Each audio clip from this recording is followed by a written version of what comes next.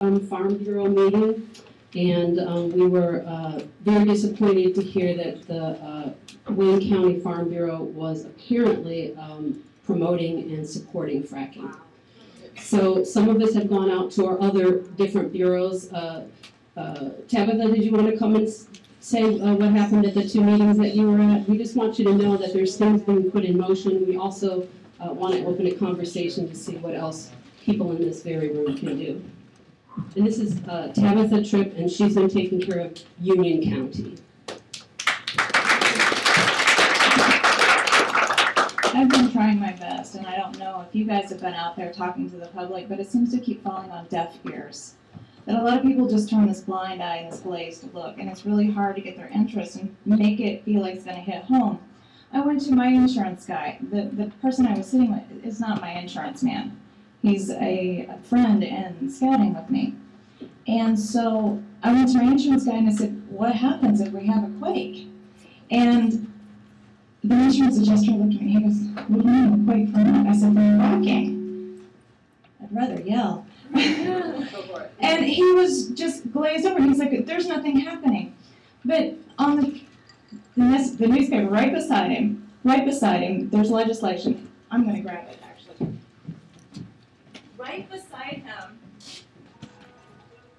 on his paper, for country companies, and I will state the company, country companies in Union County, did not know that just earlier this week, printed in this paper, in this publication, sitting on his desk, they passed legislation in Springfield for an amendment that required state regulations that will require recording of chemical ingredients used in hydraulic fracking, blah, blah, blah, blah, blah. Only in the case that there is an effect to a property owner do they have to disclose the chemicals. You know, this is too late. I feel like we're too late, and I'm just going, oh my gosh, what's going on? So I also went to, oh, and right above it, water shortages. Water shortages. Can you not put two and two together? Put two and two together, please. Draw the line for them if you have to. Connect the dots. But if you're using 60,000 gallons minimum per well, what do you think that's going to do to our aquifers? What do you think that's going to do to our local water source? What do you think that's going to do for conservation of water? Don't even get to the chemical part of it. We're not going to have water. And here it says, dry now, just wait. Yeah, just wait. So they start tapping.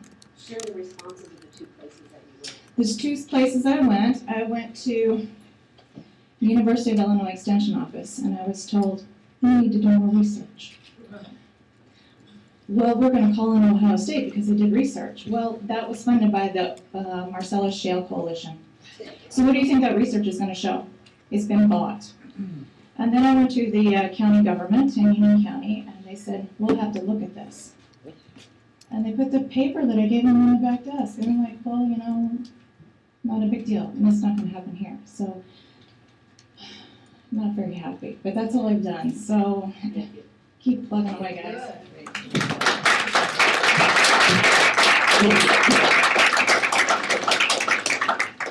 Yeah, I'm not one to sit through long meetings, but I don't need convincing. What I'm interested in is direct action. I will put my body where the machines are, you know, Right. where the competition Barbara is. Cassie's going to come up here and tell us what we can do. And go ahead, continue. So that's what I want to know. If actions are planned, or if you're looking for people who will come to actions. I've stood for the Shawnee. Yeah, let us say this. Our approach right now is education, because believe it or not, although most people in this room have probably heard of hydraulic fracturing, is there anybody who has never heard of it before that's here? Okay. Okay.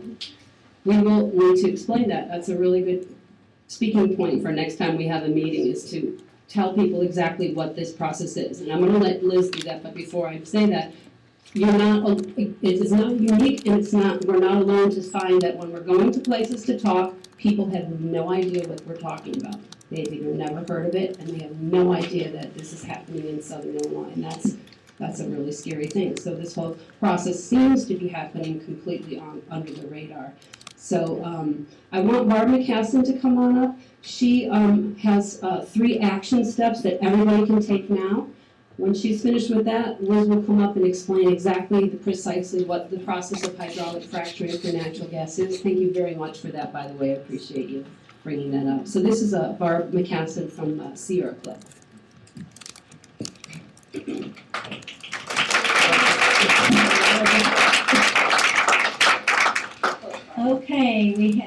three levels of participation here. The first is I'm going to pass around these clipboards and just want you to write your name, your email, your phone number, to stay in touch with us. Because when there is, let's say there is a bill for a moratorium or a ban in the legislature, we would want to let you all know right away. So please give us the means for contacting you here. The second level of participation is, I think, well, if you got a chair, you have one of these packets on your chair. Oh, outside. Okay. Okay, and are there more of these for people who did not have one on their chair? And also, these documents that are in your packet, can you go to the next one? Okay, the last page is our petition. We also have it on we also have the petition on the website. Don't fracture Illinois. Well, it's right up.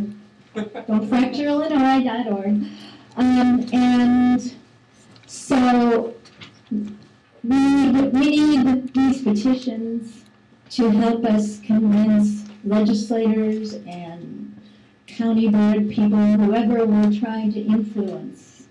It really helps to have these, to show how many people are aware and concerned. So if you could take one of these petitions around to your neighbors, the people you work with, whoever, and anybody in Illinois, and then it gives you the address. We have a post office box for you to mail it in to us. Okay, then the third level of participation, right after this meeting, we are going to have a meeting of our core group, SAFE, and anybody who really wants to get involved with this, we invite you to come to the meeting and you can find out ways that you can help us even further.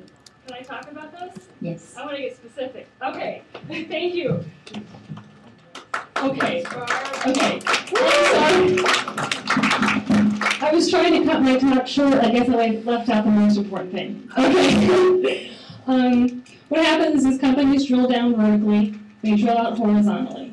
They inject a mix of water, sand, and very toxic chemicals at very high pressure to produce fractures in that rock layer, and then to allow the methane and other hydrocarbons out. All right. So they inject this mix down, high pressure, fracture the rock, and then try and get the methane out. I didn't talk about waste product from this. That's also a huge problem with this. There's really no good way to deal with the wastewater. Waste pits, major air pollution, soil contamination, surface water contamination. Is that good? I mean, yeah.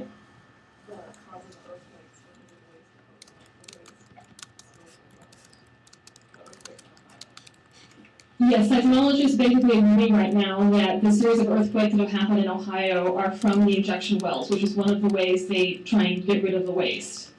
So that's one of the reasons injection wells are really not a good idea. And the gentleman back there?